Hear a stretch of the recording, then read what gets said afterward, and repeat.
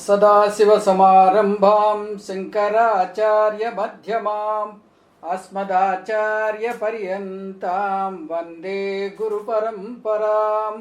हरिः ओं श्रीगुरुभ्यो नमः। हरिः ओं. We have completed Karma Yoga in the last class. This class will have a bird's eye view summary or brief explanation of the entire Karma Yoga. Karma Yoga, this chapter started with a question of Arjuna. Arjuna questioned, if you say that Jnana Yogam is superior to Karma Yoga, anybody would say that, take up Jnana Yoga. Instead, you are asking me to take up Karma Yoga. This I cannot understand. In the second chapter, Paramatma discussed about Jnanam and Karma Yoga also. He talked more about Jnana Yogam and also highlighted that Jnana Yogam is ultimate and superior to Karma Yoga. And it gives you liberation. Only Jnana Yogam gives you liberation. That is the emphasis Paramatma has given in the chapter 2.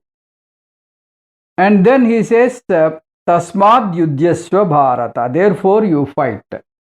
Therefore you follow Karma Yoga. So this is what Arjuna could not understand. This is what we call filtered listening.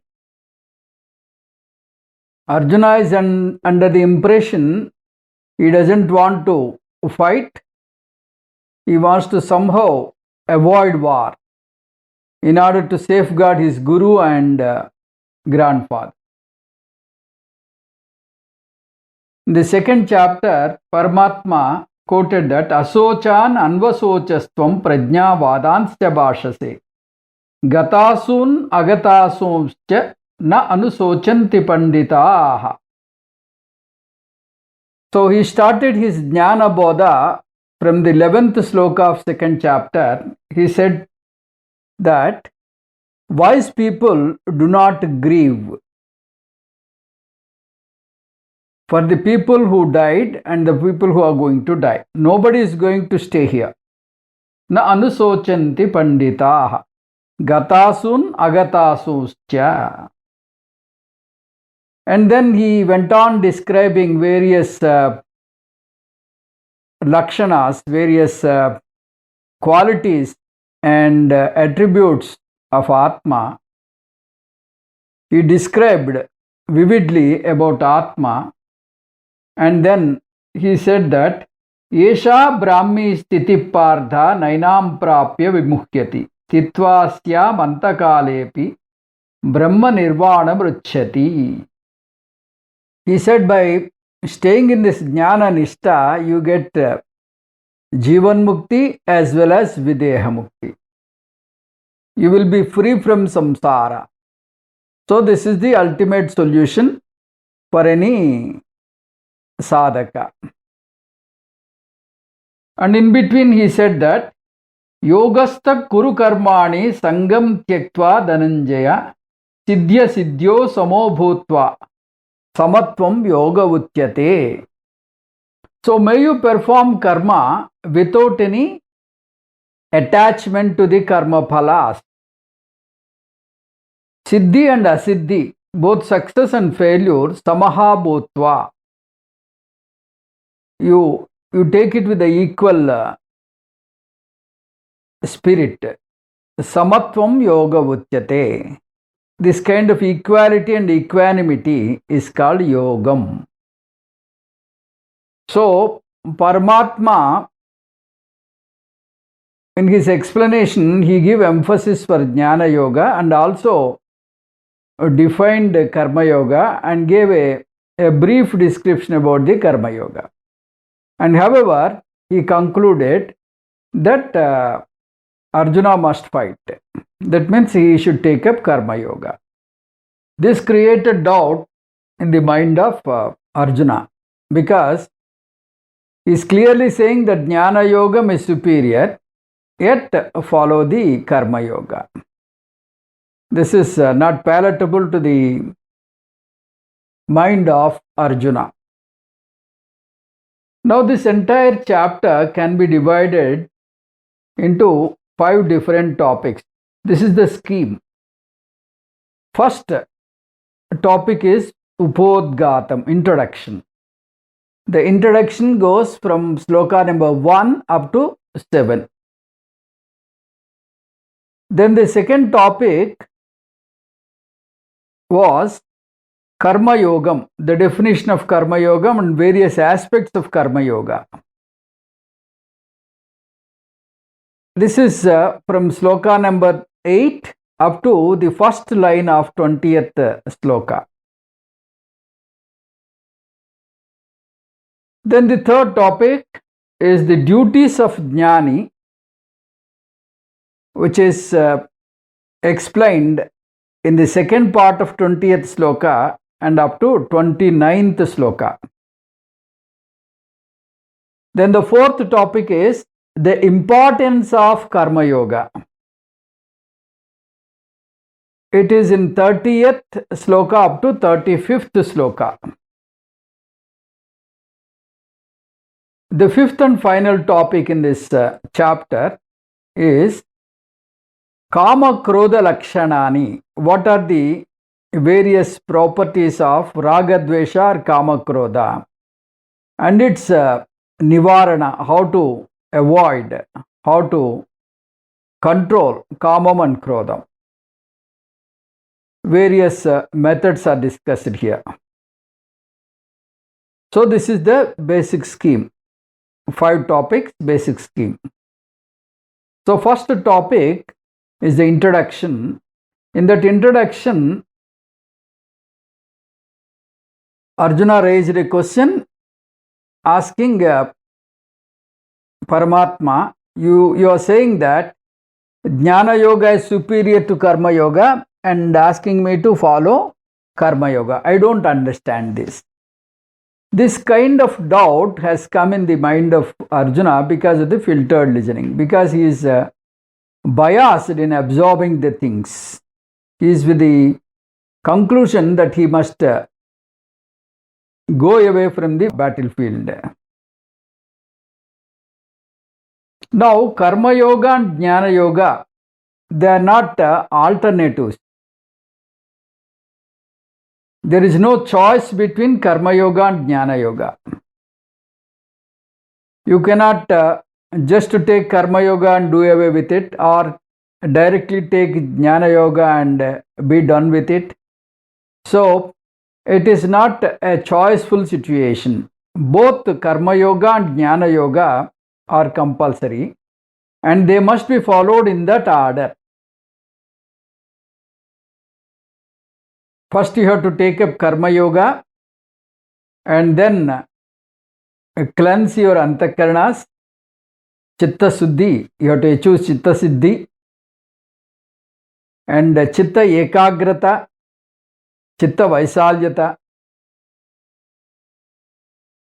So all this you have to achieve. This is what we call Sadhana Chatushtaya Sampanna, the qualifications of a Jnani. Jnana Yogyata, you are qualified to acquire Jnana. This qualification you can get only through Karma Yoga. Without Karma Yoga, you cannot enter Jnana Yoga.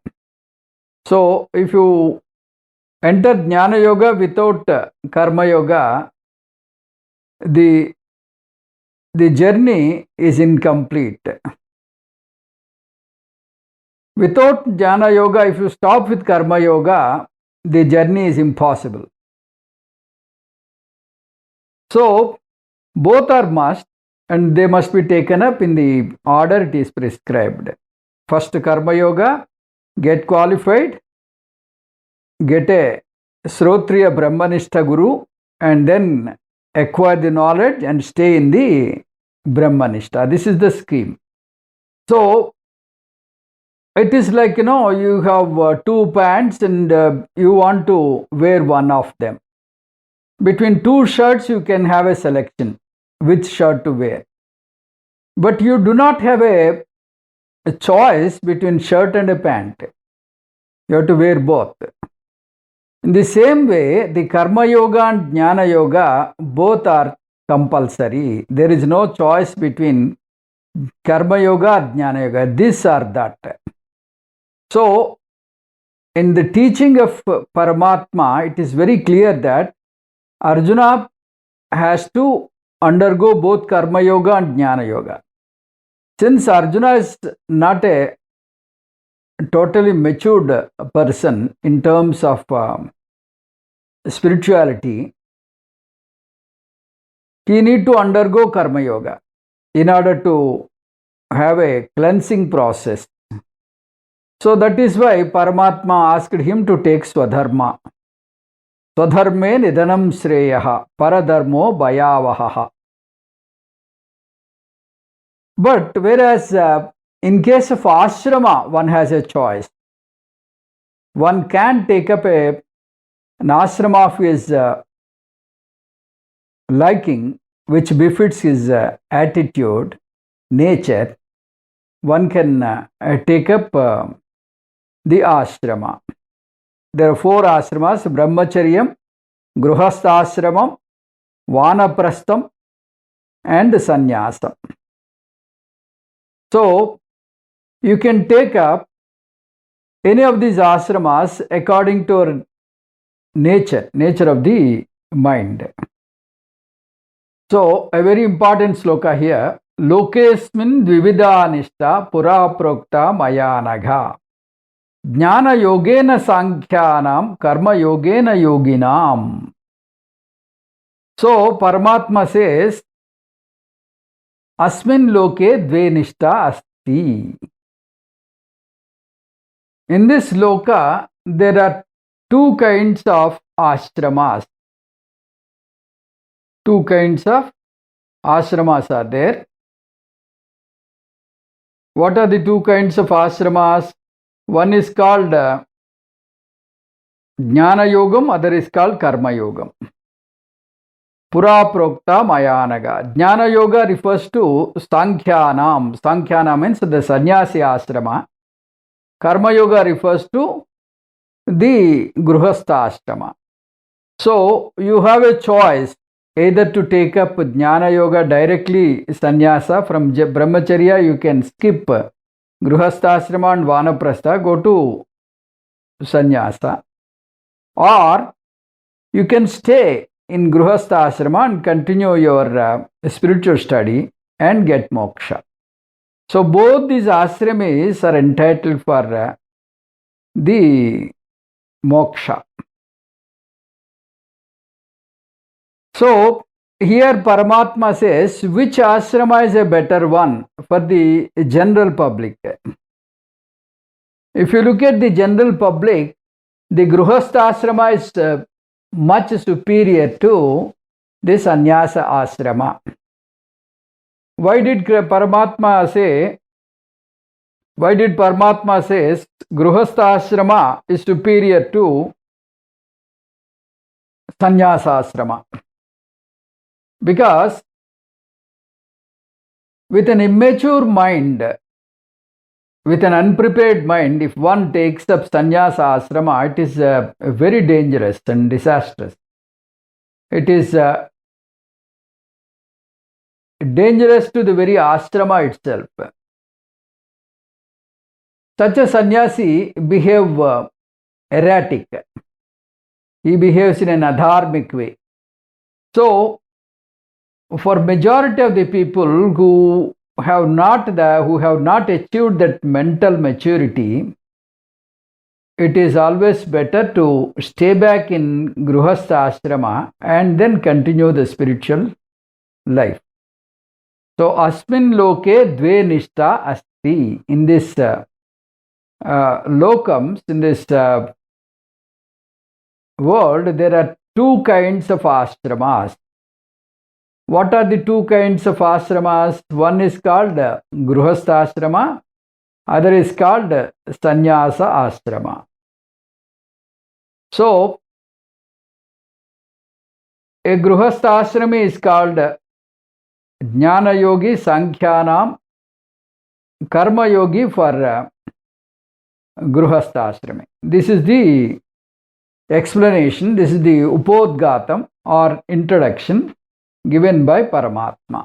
Then the second topic is about the Karma Yoga. The first topic he continued up to the 7th sloka, 1 to 7 slokas dealt with Upodgatam or introduction. From 8th to 20th, first line, Karma Yoga. Now, Karma Yoga consists of two words. What are the two words? Karma and Yogam.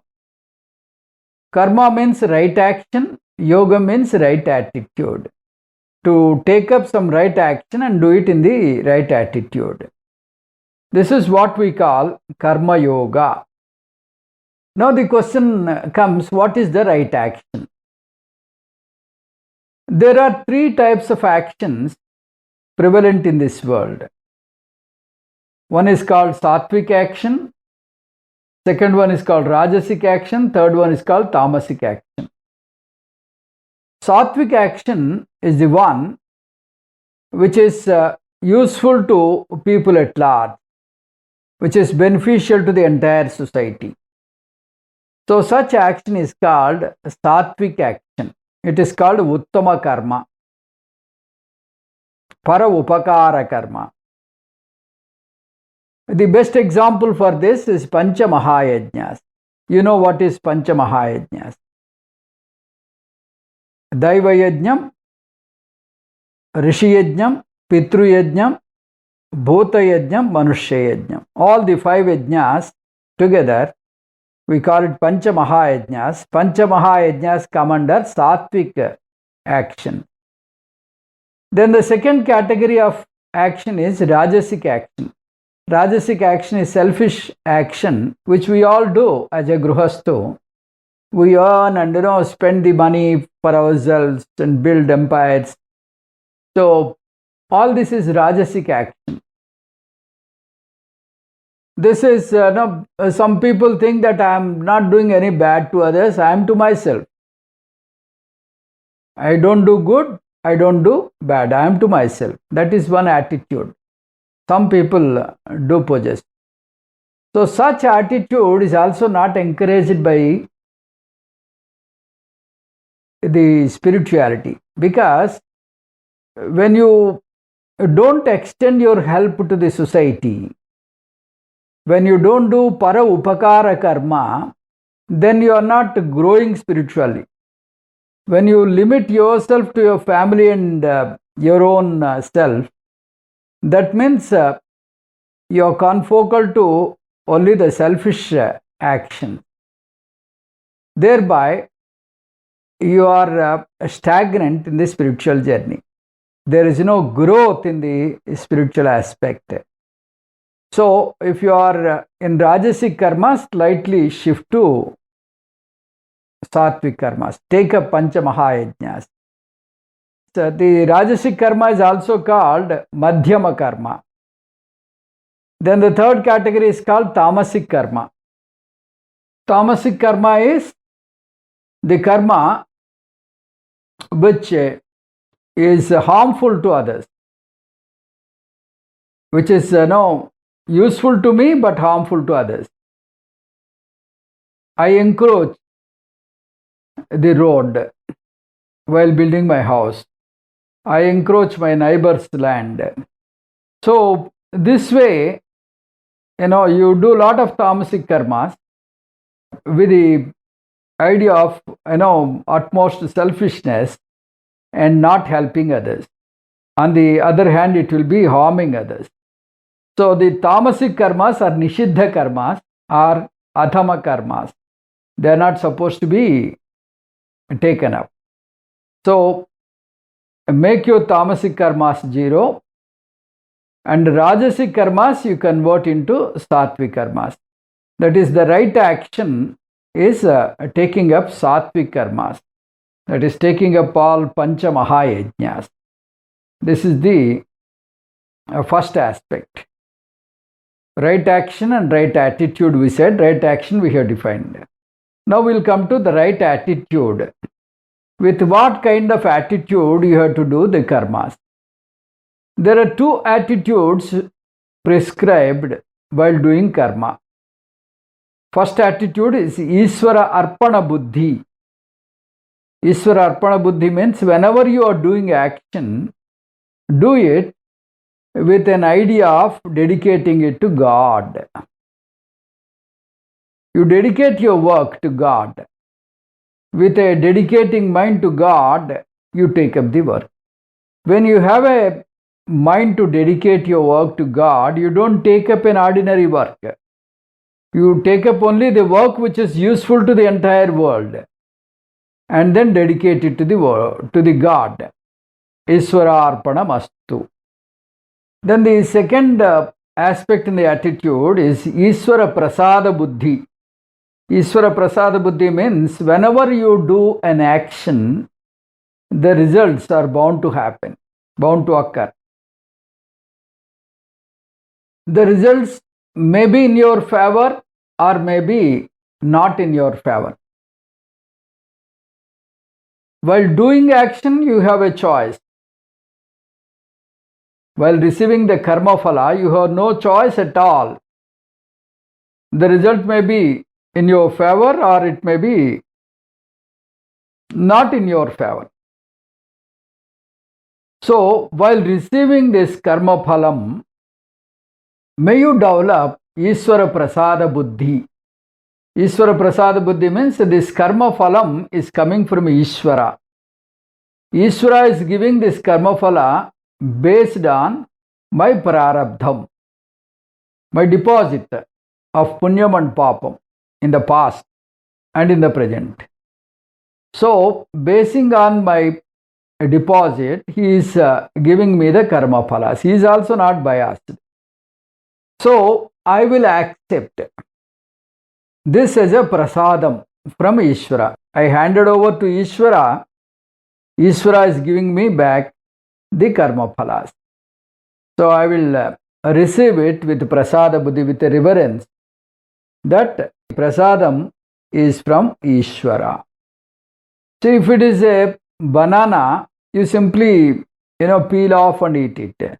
If somebody says it is prasadam, then you won't just gulp it. What will you do? You just take it and you have that reverence and then take it with a prasada buddhi. So this way, the karma phalas, you have to accept it with a feeling that it is from Ishvara. So, this is what the Karma Yoga means. Karma Yoga is right action plus right attitude. Right action means taking up sattvic karmas or panchamahayajnas. Right attitude is Ishvara Arpana Buddhi plus Ishvara Prasada Buddhi. Then Karma Yoga,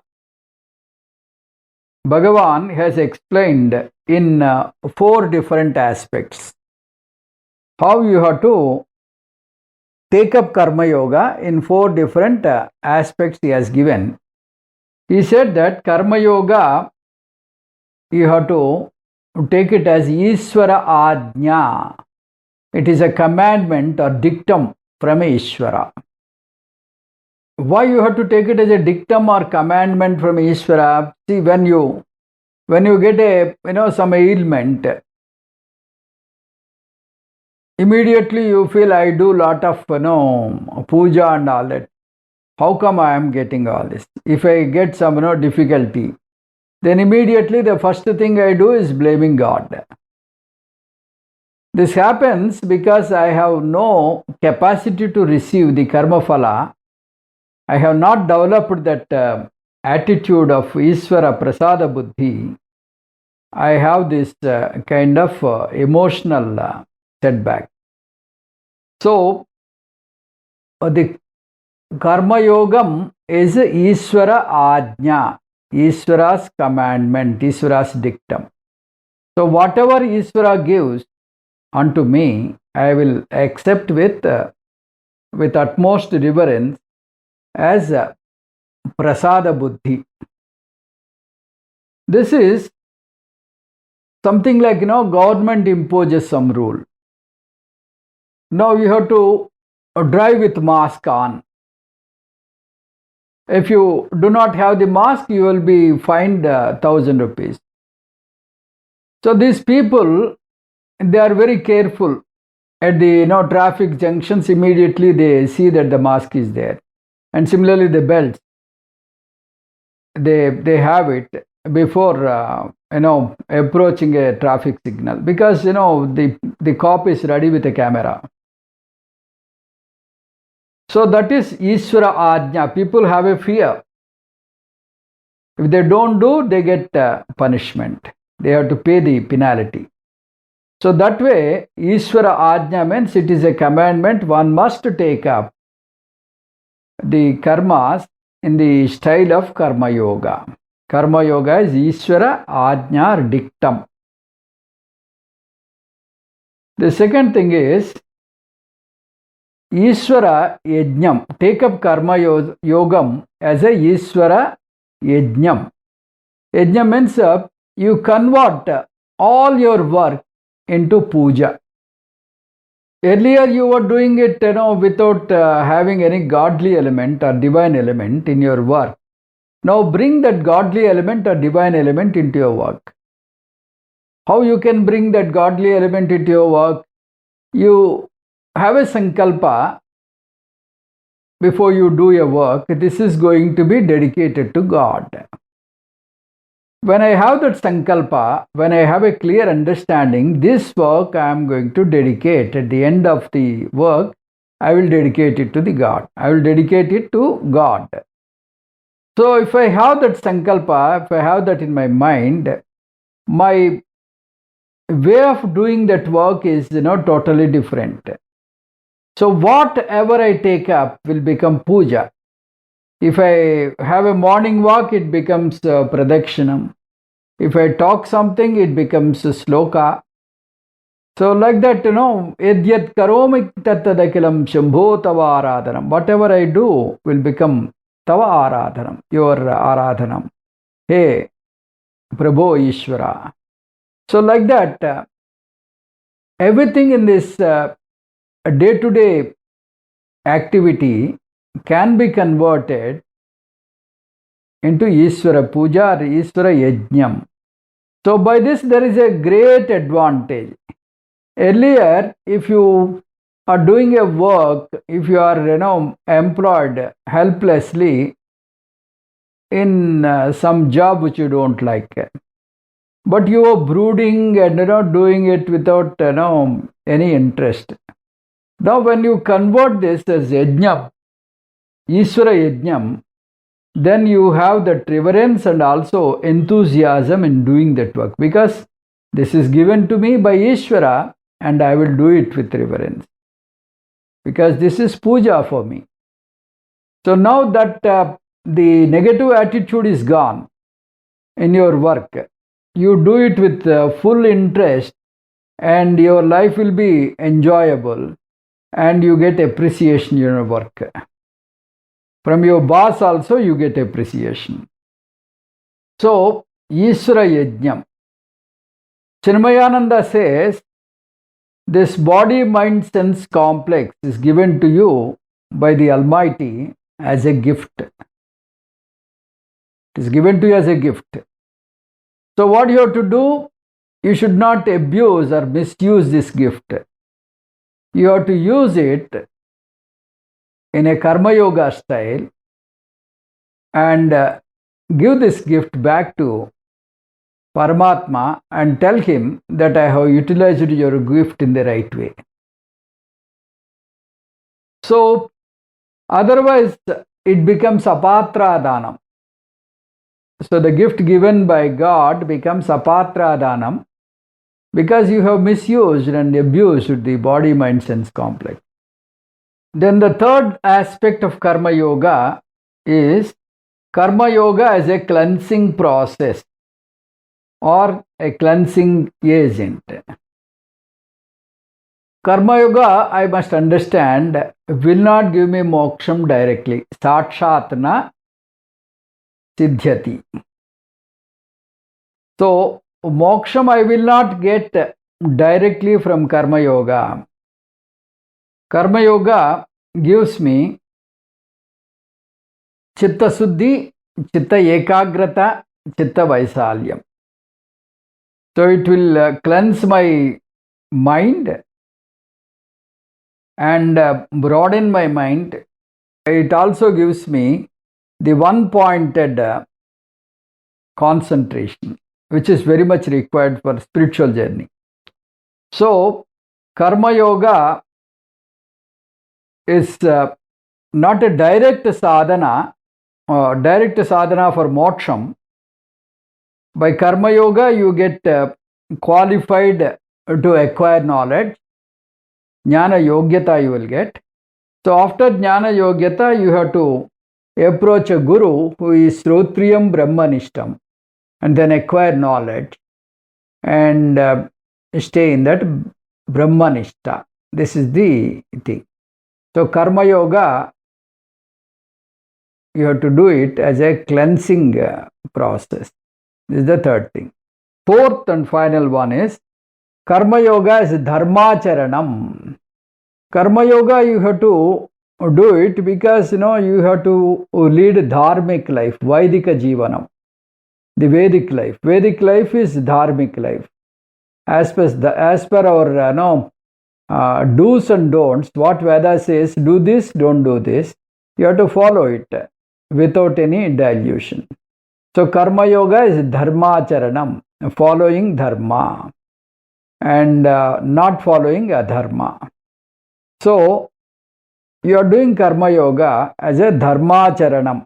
This is the fourth one. So 4 aspects of Karma Yoga is described here. The first one is Karma Yoga, you have to take it up as Ishvara's dictum or Ishvara's commandment, gospel of God. Then second one is you have to convert the entire duty as Daiva Puja or Ishvara Yajnam.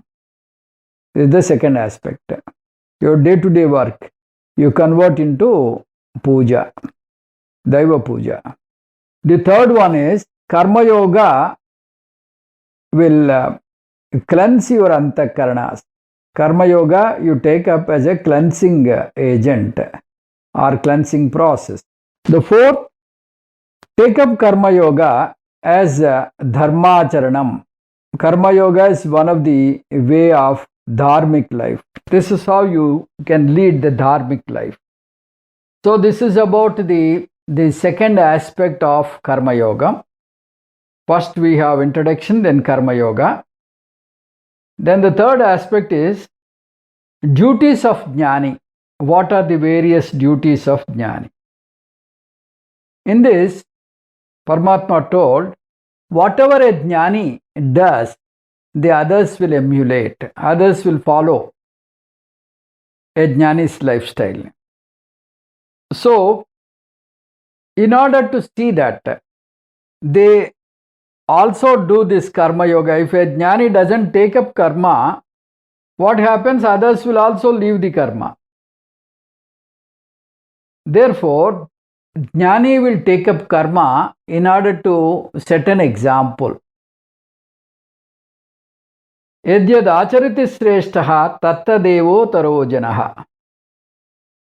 Sayat pramanam kurute lokastha danuvartate.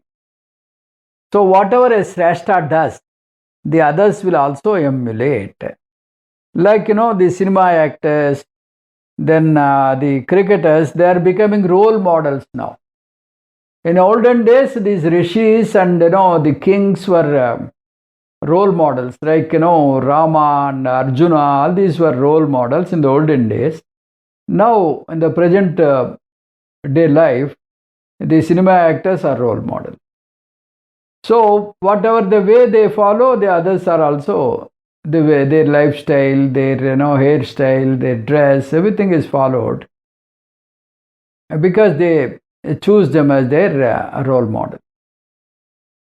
So now Jnani is a role model in the Vedic life. He must also do some work in order to see that the others do not neglect the work. So even for a sannyasi, there is a work for him. Nobody for that matter is without work. Because for Sharira Yatra, you have to do minimum work. So for a sannyasi, the Guru Susrusha is assigned when he is a student. And then Parayanam is there. There is Mantra Japam is there. There are certain, duties he has to perform. And his way of living. So must, encourage the common people to take up good work. So as a Loka Sangraham, a Jnani takes up karma. Though he takes up karma, his karma will be non-binding. Non-binding means if he is successful, okay. If he is not successful, it will not create any problem in his mind. It will not create any kind of pressure in his mind, because he does it as a non-binding karma. The karma will not bind him. So this kind of accepting defeat with a grace is one of the functionalities of a jnani. So you should develop that attitude to accept the defeat, the ability to accept the defeat. So both success and defeat, both are there in the life. So only success we will accept, defeat we will not accept. When defeat comes, we shun the society. We will not talk to the people. We will avoid the society. That should not be the attitude. We should be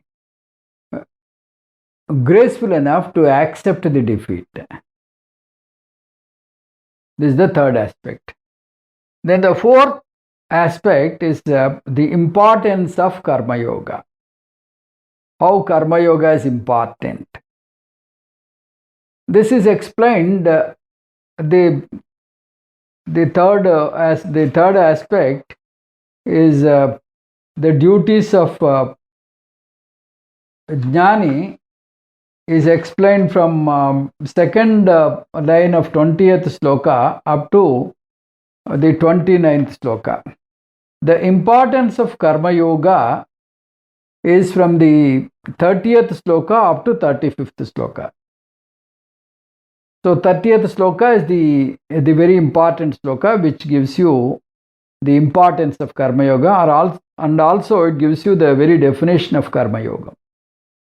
Mayi sarvani karmani sanyasyadhyatma chetasa nirasi nirmamo bhutva yudhyasya vigata jvaraha. So in this sloka, there are various words which prescribe the Karma Yoga, how you have to perform and what is the importance of Karma Yoga. The first one is Adhyatma Chetasa. Adhyatma Chetasa means you should have Viveka Buddhi. Viveka Buddhi means what? You should discriminate what is preyas, what is shreyas. Preyomargam and Shreyomargam. What is important? Preyomargam means Ardha Kama Dharma. These pursuits are Preyomargam. Shreyomargam means Moksham. One is Pravritti Marga, other is Nivritti Marga. From Pravritti Marga, you should slowly travel towards the Nivritti Marga, Moksha Marga. So, you have to prioritize in such a way that Moksham is your ultimate goal. So that way, you should have your mind in such a way that from the Laukika Buddhi, you have to slowly shift your mind to that ultimate. Adhyatma Chetasa.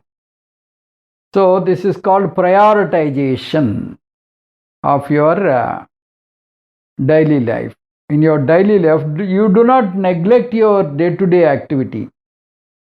While doing your activity, you have that priority, the godly element in you, and always think of that ultimate paramarthika drushti you have. So this is called adhyatma chetasa. Then the second one is Mayi Sarvani Karmani. Mayi Sarvani Karmani means may you dedicate the entire work. Sarvani Karmani Mayi Sanyasya. May you renounce all your work unto me. So with a dedicating mind, may you take up your work. This is called Ishwararpana Buddhi, which we have discussed in the earlier topic called Karma Yogam. Ishwararpana Buddhi here in the sloka is mentioned as Mayi Sarvani Karmani Sanyasya. So may you dedicate all your work unto me. So if you dedicate all your work, there are two things. When you want to dedicate all your work, so the work should be divine, the work should be pious, the work should be of good nature. You cannot take a bad work and dedicate it to God. So this Mayi Sarvani Karmani includes the choice of work, what kind of work you take up.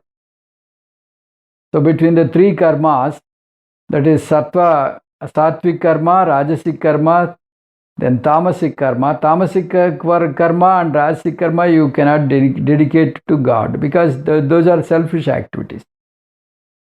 Only Sattvic karmas you can dedicate. So you take up while saying that with a dedicating mind, may you take up the work. When you say dedicating mind, you have to be very careful in taking up the work. The work must be sattvic.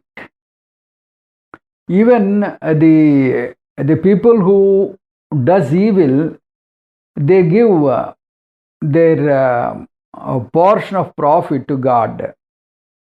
Some people they give their bribe to God. They say that you are also a partner, but that is not correct.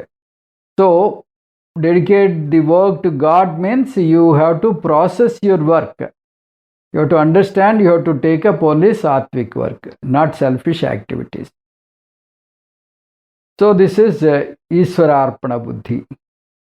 Then Nirashi. Nirashi means without any obsession, without any abhimana for karma phala.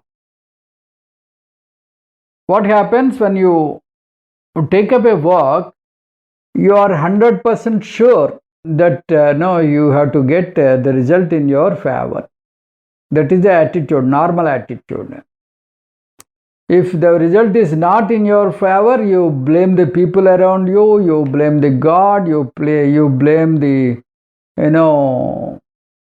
the society, you blame everybody around you.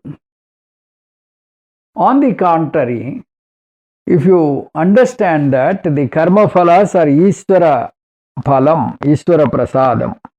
Nirasi means may you not have any obsession for the karma phala. Don't have any abhimana for karma phala. Non-binding work. This is what we call non-binding work, without having any bondage to the karma phala. Karma phala is Ishvara's choice. He gives depending on whatever is in store. Whatever is there for me as a prarabdha at that point of time. So this is Nirasihi. Then the next one is Nirmamaha. Nirmamaha means Amanitvam. Amanitvam means without kartrutva bhavam. Without having that, because of me this is happening. Without me it would not take place like this. So all the success belongs to me. The entire credit must come to me. So aham karta, this kind of feeling. It's called manitvam. Amanitvam means akartrutvam. Akartrutvam. Manitvam is owning up a thing done by you, taking the entire credit onto you. If you look at any work, the success is not totally depend on you. It may be even your own success in your examinations. You may come out with flying colors. Maybe you bag the gold medal in the university, but the entire credit is not yours. The credit goes to teachers, the credit goes to parents, the credit goes to your peer group, the credit goes to unknown factors, so many unnoticed by you. So all the things, when they favor you, you get gold medal. So you cannot claim anything, any success totally by your effort. Your effort plus Daivanugraham. Daivanugraham is all the extraneous factors. So you should not have manitvam, amanitvam. This is what we call nirmama. Then vigata jvaraha. Vigata jvaraha means samatvam. This vigata jvara is an automatic consequence.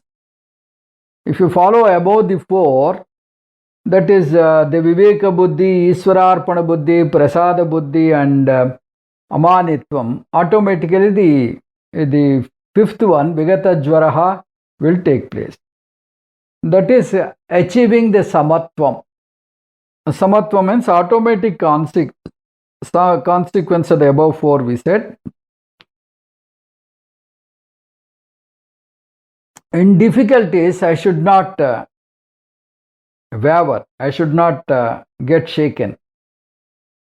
I should not shun the society. In the similar way, when the joyful situation is there, I will not develop pride. So one should be in one's own element. One should maintain the poise. So that is the Vigata Jvaraha. Samatvam Yoga Uchyate. That is what we said. Vigata Jvara means Samatvam. Samatvam means equality and equanimity. Samatvam means equality and equanimity. Equality means you treat everyone, every situation, everything equal. Equanimity means emotional balance. Maintaining the emotional balance. This is what we call Vigata Jvaraha. So, in the importance of Karma Yoga, Paramatma gave 5 aspects. One is Viveka Buddhi, one must have. Then Iswararpana Buddhi, Prasada Buddhi, Amanitvam, and Vigata Jvaraha. Nirmama, the words used here, Adhyatma Chetasa, Mai Sarvani Karmani Sanyasya, Nirasihi, Nirmama, Vigata Jvaraha. These are the words used. And the fifth and final topic, Arjuna raised a very typical question. He said that everybody knows what is good, what is bad, and he clearly understands that he must lead a righteous path. He must live with principles. He must have a life with full of values. In spite of this knowledge, a person is forced to take up a dharmic life. Why? What forces him to take up a dharmic life? This was the question. Then Paramatma said that this is because of ragam and dvesham. There are, two enemies dwelling in the human mind, and which creates this kind of problem. When you are too much involved are too much, deluded by ragam and dvesham, then naturally you are blind to dharma. Though you know dharma, you are totally, towards adharmic life. You only want to mop up money, though you know it is. You mop up money in an adharmic way, though you know it is not correct according to the scriptures. The entire thing starts with ragam and dvesham. So in order to address ragam and dvesham, we have a temporary solution. What is a temporary solution? The temporary solution is threefold. This is also called first aid, not the final solution. It is called first aid. The first aid is dhammam. That means indriya nigraham. You have to have a nigraham for your indriyas. So there are many types of vratas are prescribed. Many kinds of exercises are there. Then shamam. Shamam means the mind control. For this, lot of meditations are there. Then viveka buddhi. Viveka buddhi means atmanatma vivekam, dharma dharma vivekam. All this will help you to address the ragam and dvesham. You can temporarily have a control on ragam and dvesham or kamam and krodham. This is only a temporary solution, not a final solution. Why it is a temporary solution? Because it can come up again after some time. After some time, when the situation is opportune and the situation is ripe, again they may prop up. Like, we have these base camps in the war field. There are 3 base camps. One is called kamam, is one base camp. Then the mind is one base camp. Then the viveka buddhi is another base camp. Like that, we have 3 base camps. So we have to destroy these base camps. Destroying the base camp is not the final solution, because until the enemy's mind is fully cleared, the war will and be a perpetual thing. He will have attack from some other corner. So the final solution is, we must know from where this kamam and krodham or ragam and dvesham are generated. The source for this kamam is ajnanam. What is that ajnanam? Not knowing myself.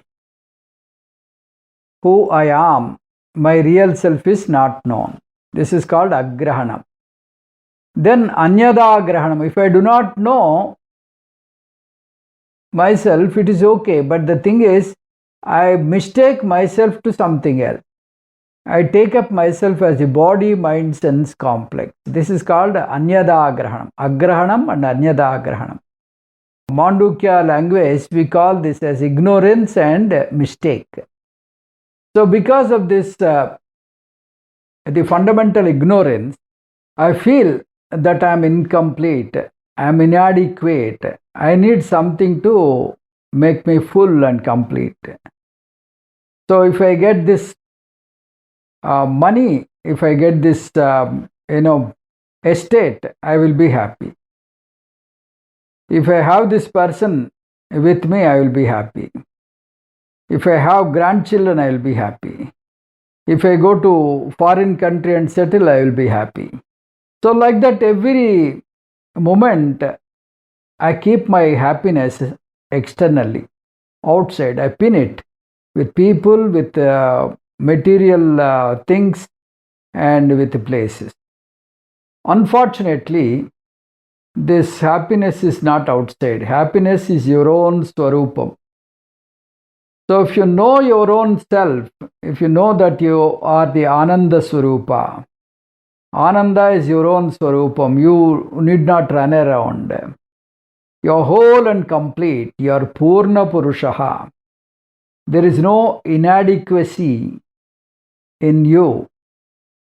So if you understand this thoroughly and if you stay in that nishta, you don't require anything else outside to give you happiness.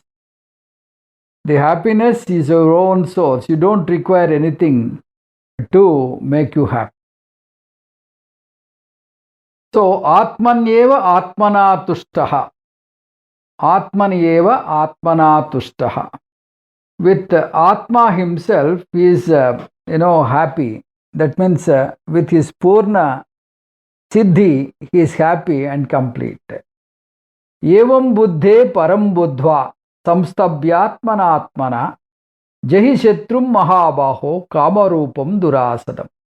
In this way, may you demolish your enemy, which is in the form of desire, and then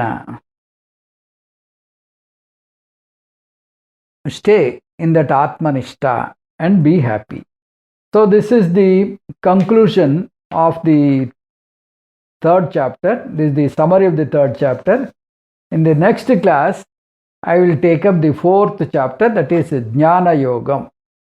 Om Purnamadah Purnamidam Purnat Purnamudatyate Purnascha Purnamadaya Purnamevavasishyate.